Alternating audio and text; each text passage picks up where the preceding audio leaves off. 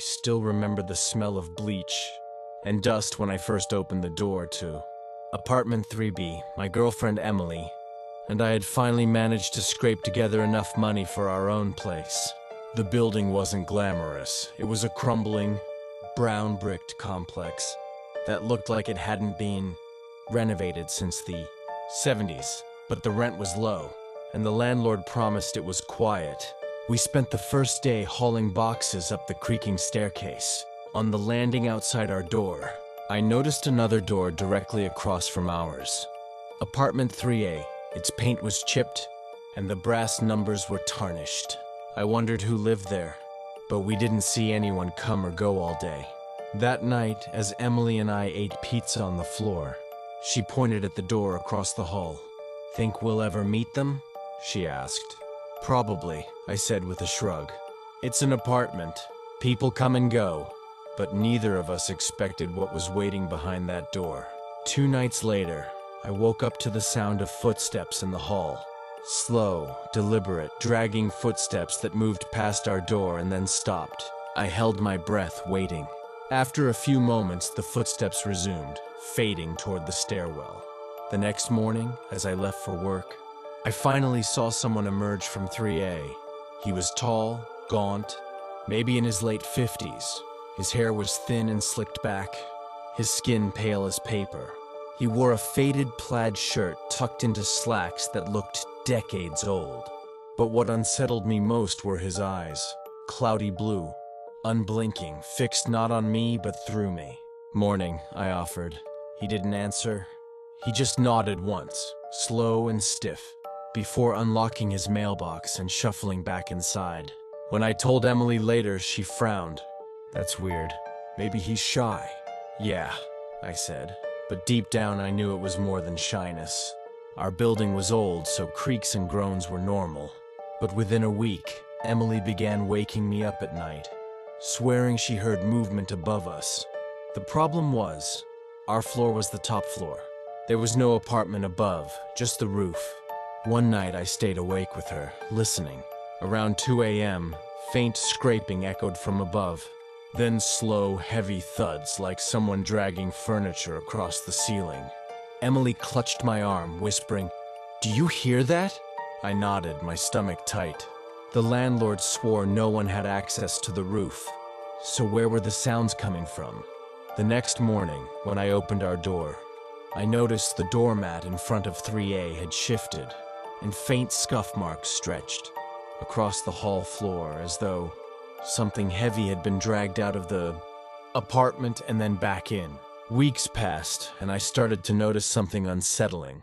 Every time Emily and I came home, we'd glance up at the building and see him, the man from 3A, always at his window, always staring down. At first, I thought it was coincidence. Maybe he liked watching the street, but it became a pattern. Morning, afternoon, midnight, it didn't matter. If we returned home, he was there, unmoving, his cloudy eyes tracking us until we disappeared into the building. One night, as I carried groceries up the stairs, I caught Emily frozen in the stairwell, staring at the landing. When I followed her gaze, I saw it too, through the thin crack of the half-drawn curtain in 3A. His face, pale and expressionless, pressed close to the glass. Emily whispered, "He's always watching us." I decided to confront him. The next day, I waited until I heard his door creak open. He stepped out carrying a trash bag. "Hey, I'm Daniel," I said, forcing a smile. "We live across the hall." He froze, his pale eyes scanning me without expression. Finally, he whispered, "They don't like it when you talk too much." I blinked. Who doesn't? But he just turned, opened his door, and slipped back inside. Later, curiosity gnawed at me. While Emily studied in the bedroom, I tried the knob of 3A's door. Locked, of course, but as I leaned close, I swore I heard faint noises from inside, like muffled voices whispering all at once. When I pulled away, the hall light flickered. For a moment, I thought I saw a shadow moving under the crack of his door. The breaking point came one stormy night. Rain hammered the windows and thunder shook the walls.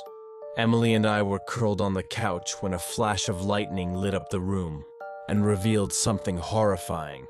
Across the living room wall, faint outlines of tape stuck to the paint. At first, I thought it was old damage from past tenants, but as lightning flashed again, I realized they were rectangular shapes, photo-sized rectangles. Emily whispered, "Daniel, these weren't here before." Later that night, I couldn't sleep. Around 3 a.m., I heard a noise in the hall. Quietly, I cracked open our door. There he was, our neighbor from 3A, standing in the dark, holding a camera. The flash went off once, bright and blinding, before he slipped silently back into his apartment. The next day, I demanded answers from the landlord. He sighed, saying the man's name was Walter. He had lived in 3A for over 20 years. "Harmless," the landlord muttered, "keeps to himself." But when I returned that evening, the door to 3A stood slightly open. Against my better judgment, I pushed it wider. The smell hit first, mildew and something sour. The living room was bare except for dozens of photo frames stacked against the wall. My blood ran cold. They were photos of Emily and me, eating dinner, brushing our teeth, sitting on the couch. Everyday moments captured from impossible angles. I stumbled back, heart racing. In the bedroom, the walls were covered floor to ceiling with more photos of past tenants, strangers long gone, all staring blankly from yellowing frames. A floorboard creaked behind me. I spun around and there he was, Walter, smiling faintly in the dark. I grabbed Emily and we fled that night. The police searched 3A the next morning, but the apartment was empty. No photos, no furniture, no Walter. It was spotless, as if no one had lived there in years. The landlord swore he had no forwarding address, no emergency contact. It was as if Walter had vanished. Emily and I moved out a month later, but the damage lingered. To this day, I can't shake the feeling of being watched. Every time I pass a window, I half expect to see his pale face staring back. And sometimes, when I close my eyes at night, I swear I hear the faint click of a camera in the dark.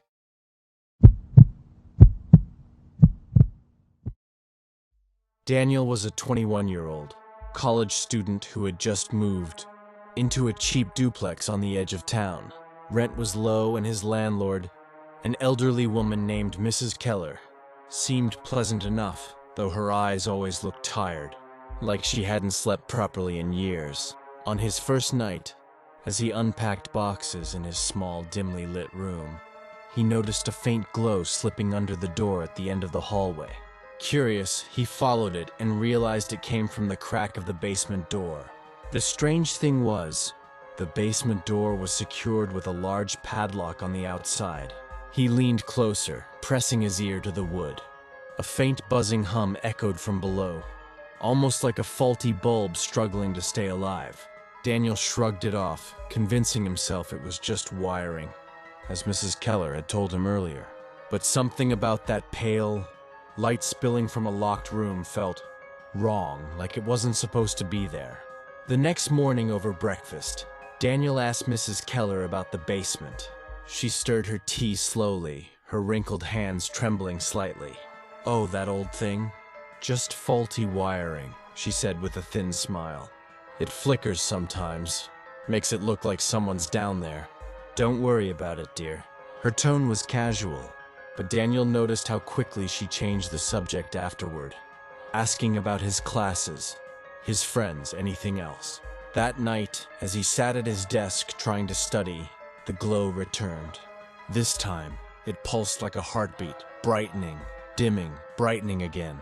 Daniel couldn't concentrate. He grabbed a flashlight and walked slowly down the hall, the wooden floor creaking beneath him.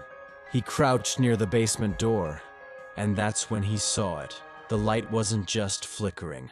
It was moving, as if someone carrying a lantern was walking back and forth in the shadows below. But how? The padlock was still there, untouched. Over the next few days, Daniel tried to ignore the strange light.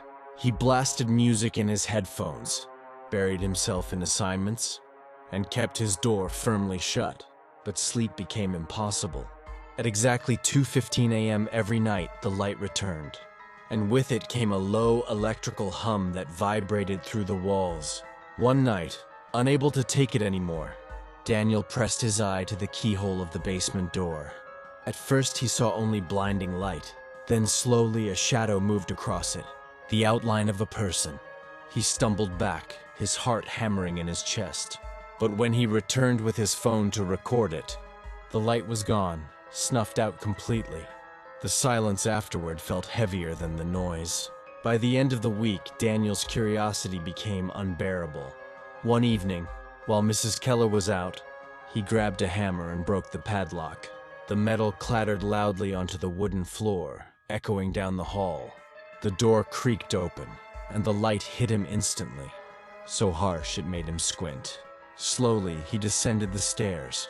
The basement smelled of damp concrete and dust, but what he saw made his stomach drop. The walls were lined with hundreds of Polaroid photos. Each one showed a different young man or woman. People sleeping in beds, brushing their teeth, cooking meals. Everyday moments, but always captured without the subjects knowing. And at the very end of the wall, he saw photos of himself, sleeping in his bed, eating cereal that morning, even sitting at his desk just last night. Daniel's chest tightened as he stumbled backward. He grabbed a handful of photos, shoving them into his pocket. The humming noise grew louder, vibrating through the concrete floor. Suddenly, the basement light flared brighter than ever, forcing him to shield his eyes. From the corner of the room, a shadow began to stretch across the wall. Not just a shadow, something moving, shifting, growing taller. The air felt thick, heavy, suffocating. Daniel bolted up the stairs, slamming the door behind him, his hands trembling as he tried to refasten the broken lock. That's when he heard footsteps above him. Slow, deliberate, coming from Mrs. Keller's room. That night, Daniel confronted Mrs. Keller. He slammed the photographs onto the kitchen table, demanding answers. Her expression didn't change, only her eyes grew darker. "You shouldn't have gone down there," she whispered. "Once the basement knows you, it doesn't let go." Before he could reply, the lights in the house flickered violently. Every bulb popped one by one, plunging the duplex into darkness. Except for the basement, that familiar glow poured out from the cracks in the door, stronger than ever. And this time it wasn't waiting. It was spreading, creeping along the hallway floor, crawling toward him like liquid fire. Daniel ran for the front door, but the glow reached him first. His scream was swallowed by the light, his body vanishing into it. The next morning, Mrs. Keller sat calmly at the kitchen table, sipping her tea. She shuffled through a fresh stack of Polaroids. On the top one was Daniel, asleep in his bed, frozen forever in the basement's collection.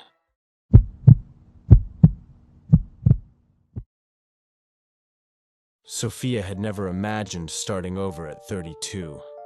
After her messy divorce, she wanted somewhere quiet, safe, and affordable to raise her 8-year-old son, Noah. The small townhouse at the edge of a suburban block felt like a blessing. It wasn't perfect. The paint peeled, the fences leaned, but it was theirs. On their first evening, as Sophia unpacked boxes in the kitchen, Noah tugged her sleeve. "Mom," he whispered. "The man next door is staring." She glanced through the window. Across the narrow strip of lawn stood a tall, thin man in a gray jacket.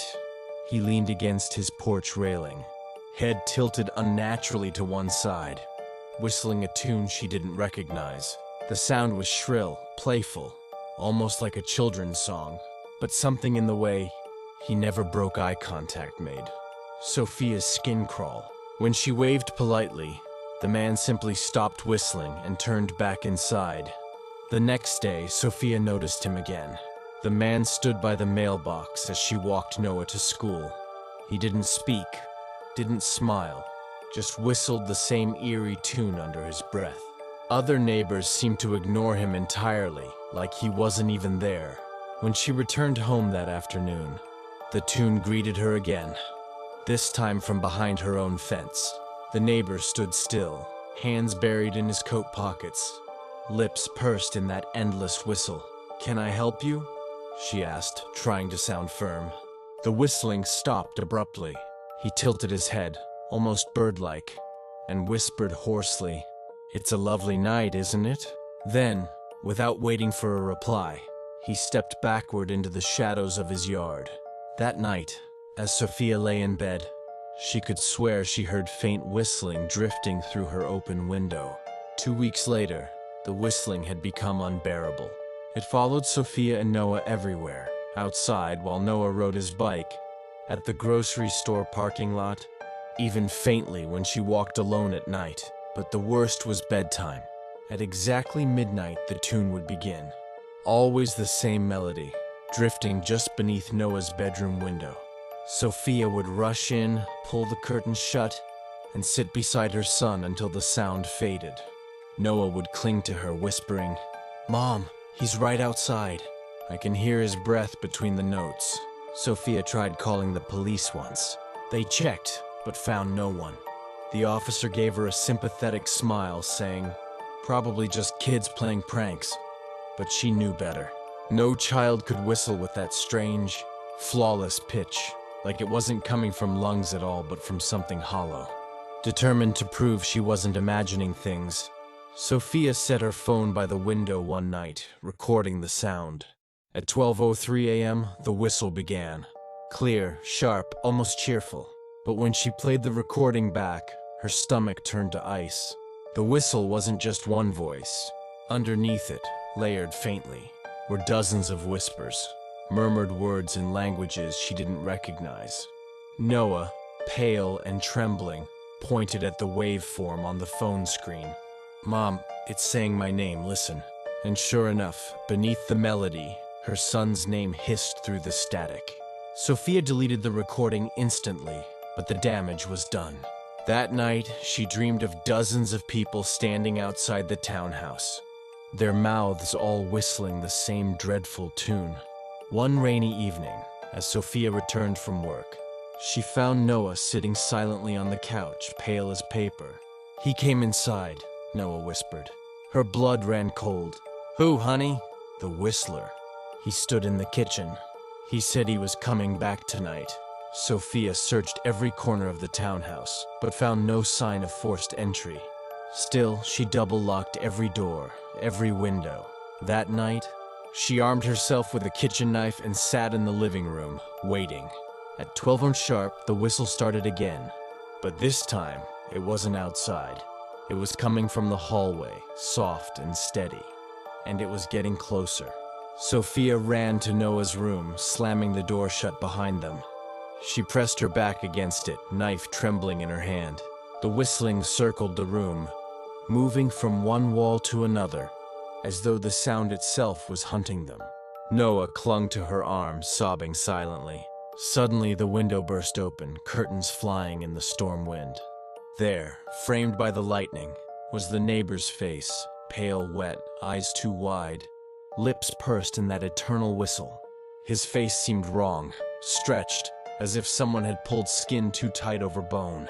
Sophia screamed, slashing the air with her knife.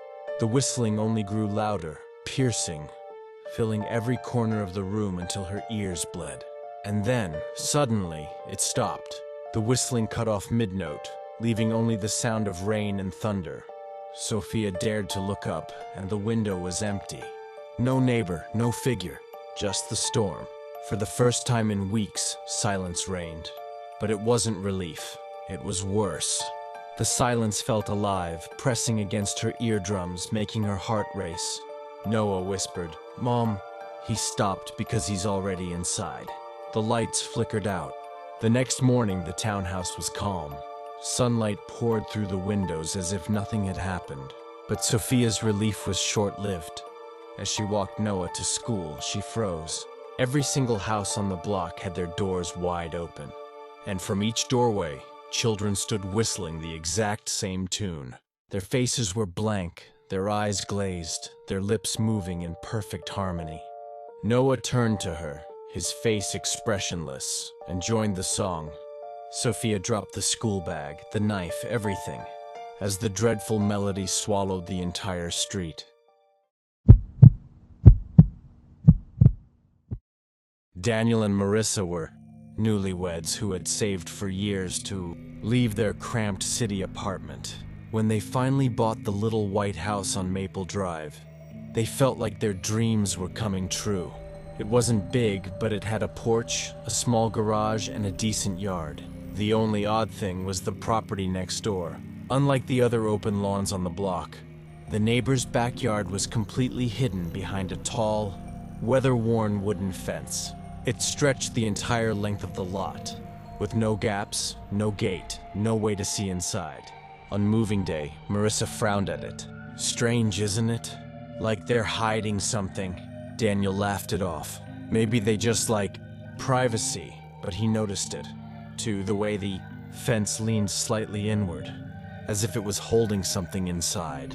That night, when they unpacked boxes by the window, faint children's laughter drifted from behind the fence. Over the next week, the laughter continued, always around twilight, just as the sun dipped low. Marissa leaned out of the upstairs window one evening, listening. "Daniel, there are kids back there, I swear, but I never see them outside. Where are their parents?" Daniel paused. He had been mowing the lawn when the giggles started, but instead of the joyful sound of real children, this laughter was repetitive, hollow, like the same recording looped over and over. Curiosity gnawed at him. He knocked on the neighbor's door the next day, but no one answered. The house looked empty. No curtains drawn, no cars in the driveway, no lights at night. And yet, every evening the giggling returned. That night, Daniel dreamed of dozens of tiny hands pressing against the fence from the inside, rattling the wood until it shook. One Saturday afternoon, Marissa screamed from the kitchen. Daniel rushed in and found her pointing at the sliding glass door. A small red ball sat on their patio. It hadn't been there minutes ago. They both looked toward the fence. There was no gap, no opening. The ball was scuffed, faded, as if it had been used for years. Marissa picked it up with trembling fingers. "It's warm," she whispered, like someone just held it. That night, Daniel placed the ball back on the patio table. By morning, it was gone, and the laughter started earlier that evening, louder, closer, as though the children were pressed against the fence just feet away. Daniel couldn't take it anymore. Armed with a flashlight, he went outside one night after the laughter faded. He ran his hand along the boards of the fence, trying to find a gap. That's when he noticed the scratches. Hundreds of them, carved low into the wood at the height of a child's hand. Some were deep grooves, others were faint, but they covered the boards entirely, layer upon layer. As his light traced the lines, Daniel realized they weren't random. They were tally marks, thousands of them. His stomach turned. He staggered back, and for the briefest moment, he swore he heard whispers right behind the boards. Tiny voices hissing his name. A few days later, Daniel finally saw him, the neighbor. A tall, gaunt man in a dirty work shirt was dragging trash cans to the curb. His skin looked gray, almost waxy, his eyes sunken deep. Daniel forced a smile. "Hey, do you have kids? We've been hearing them at night." The man froze, slowly turning his head. His lips twitched into something between a smile and a grimace. "No children here." "But the laughter," Daniel began. The neighbor cut him off, his voice low and flat. "Best not to look over the fence. Best to leave it be." Then he turned, dragging the cans back, even though they were empty. That night, the laughter grew so loud that Marissa locked herself in the bedroom, clutching her ears. The tension broke one evening when Noah, their little nephew visiting for the weekend, wandered into the backyard with his toy truck. Daniel and Marissa were inside cooking when they heard his scream. They ran out and saw Noah frozen near the fence, pointing up. Something pale had been watching. Him from above, the faint outline of a child's face peering over the boards. By the time Daniel reached the yard, the face was gone. "Noah!" Marissa whispered, kneeling. "What did you see?" "The kids," he said softly. "They want me to play with them." They said the garden's full of toys. Daniel's hands shook as he lifted Noah inside. He had seen it too, the way the child's lips moved silently before vanishing. Unable to endure the mystery, Daniel decided to climb the fence one stormy night while Marissa begged him not to. He set up a ladder, rain pelting his face, and pulled himself over. What he saw on the other side froze him in place. The garden wasn't a garden at all. The ground was bare dirt, uneven and disturbed, as if dug up countless times. And scattered across it, propped upright, were dozens of life-sized dolls. Each was dressed like a real child, shirts, dresses, shoes, but their faces were porcelain, cracked and painted with frozen smiles. Their glass eyes reflected his flashlight in hundreds of tiny gleams. And then, as thunder rolled, their heads all turned toward him in unison. Daniel fell from the fence, landing hard on the wet grass. Marissa rushed out, panicked, but before he could explain, a shadow loomed at the top of the ladder. The neighbor stood there, rain streaming down his gaunt face, his eyes burning with a feverish light. "They're mine," he rasped. "They stay in the garden, always." From behind the fence, the laughter swelled again, but this time, the dolls' mouths were moving. Dozens of high-pitched giggles echoing in the storm. Marissa dragged Daniel inside as the neighbor climbed down slowly, whistling a broken tune, his silhouette framed against the lightning. They locked every door, every window, but through the storm, the laughter kept spilling over the fence, promising it would never end.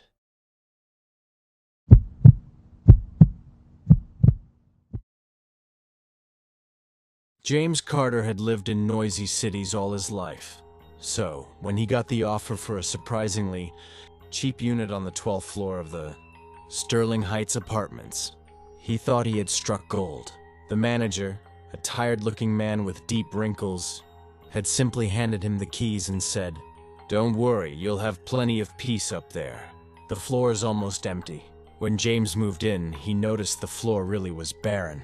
Most of the doors were locked, some with dust caked around their frames. At the very end of the hallway, one apartment door stood out.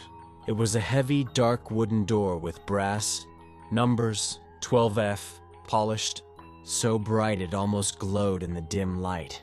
Unlike the other units, this door looked new, alive, as if it had just been installed yesterday. And yet not once did James see anyone go in or come out. That first night, as he unpacked boxes, a faint sound floated through the corridor, soft laughter, like the tail end of a party.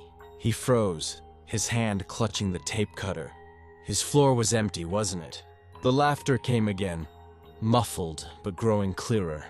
Rising from behind the door of 12F, James pressed his ear against the wall. He could hear glasses clinking, footsteps, someone playing jazz music faintly. His heart thumped. He walked back to his unit, telling himself someone must have rented it last minute. But when he returned to the hallway the next morning, the place was silent, the air heavy, and dust still lined the handle of 12F, untouched. By the end of the week, James was convinced his neighbor was throwing parties every night. The laughter, the music, the low thumping of feet on the floorboards. It always started at midnight, sharp, and went on until 3 a.m. He banged on his own wall a few times, yelling, "Keep it down!" But the sound didn't stop.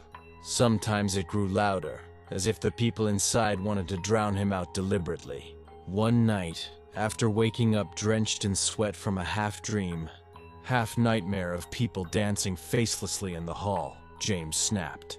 He stormed out into the corridor, barefoot and shirtless, fists clenched. The hallway was empty, utterly silent. He walked to 12F and pressed his ear against the door. The music was so clear now he could almost make out the lyrics of the old jazz song. He pounded the door with his fists. "Cut it out! People live here!" The music stopped instantly. James stepped back, his breath catching in his throat. The silence pressed in around him, crushing. Then came a sound, slow footsteps, dragging across the floor inside the unit, approaching the door. He waited, frozen, for the door to open, but it never did. The next morning, James marched straight to the management office downstairs. "There's someone living in 12F, he said, his voice shaking with exhaustion. "They throw parties every single night. You have to do something about it." The manager frowned, flipping through his binder of records. After several minutes, he looked up. "Sir, 12F hasn't been rented in 12 years. It's locked, and no one has the keys anymore." James stared at him, bewildered. "That's not possible. I hear them every night. Music, people, laughter." The manager closed the binder sharply. "You must be mistaken. Maybe it's coming from the floor above." James wanted to argue, but the man's eyes, sunken and nervous, suggested otherwise. As James left the office, he noticed something strange. One of the maintenance workers stared at him silently, as though he wanted to say something but couldn't. That night, the music returned, louder than before, mocking. The following nights grew unbearable. The parties inside 12F weren't just loud anymore. They were intimate. James could hear people whispering through the walls, voices low and conspiratorial. Sometimes they spoke his name, clear as day. "James, come join us." Other nights, the knocking started. 3 slow, deliberate knocks on his own apartment door. When he opened it, the hallway was always empty. But the polished door of 12F seemed to glisten more brightly, as though freshly cleaned. One night, desperate, James slid a note under 12F. It simply read, "Stop or I'll call the police." The next morning, the note was back under his door, unfolded, and on the bottom was scrawled in fresh ink, "We're already inside." James became paranoid. He started setting up his phone to record overnight, hoping to catch the sound. The next morning, when he played the footage back, his blood turned to ice. The hallway was empty at first. Then, at precisely midnight, figures began to appear, one by one, at the door of 12F. They weren't solid. Their bodies flickered like old film reels. Their faces blurred, their movements jerky. One figure turned slowly to face the camera, its face warping into static, and whispered, "Join us, James." The phone screen froze, then cut to black. James dropped the phone, his hands trembling uncontrollably. The next night, the music and laughter were deafening, pounding through James's skull. He tried covering his ears, burying himself under pillows, but nothing worked. Finally, he stormed out into the hallway again. The door of 12F was wide open. Golden light spilled out, accompanied by the scent of old cigars and perfume. Inside, James could see a lavish party frozen in time. Dozens of people dressed in 1920s clothing stood motionless, glasses raised mid-toast, eyes blank. At the center of the room, a woman in a red dress smiled at him. Her lips parted, and though the gramophone played loudly, James could hear her words perfectly. "We've been waiting for you." His body moved forward against his will, step by step, into the room. As soon as he crossed the threshold, the door slammed shut behind him. The next morning, the hallway of the 12th floor was silent again. The polished door of 12F was tightly shut, the brass numbers gleaming. But apartment 12E, James Carter's unit, was empty. His belongings were still there, unpacked, his bed neatly made. There was no sign of struggle, no evidence he had ever left the building. When the manager came to check the floor, he paused outside 12F. For a moment, he swore he heard muffled laughter inside. Glasses clinking, music swelling. He quickly turned away, locking the hallway door behind him. After all, it wasn't his job to interfere.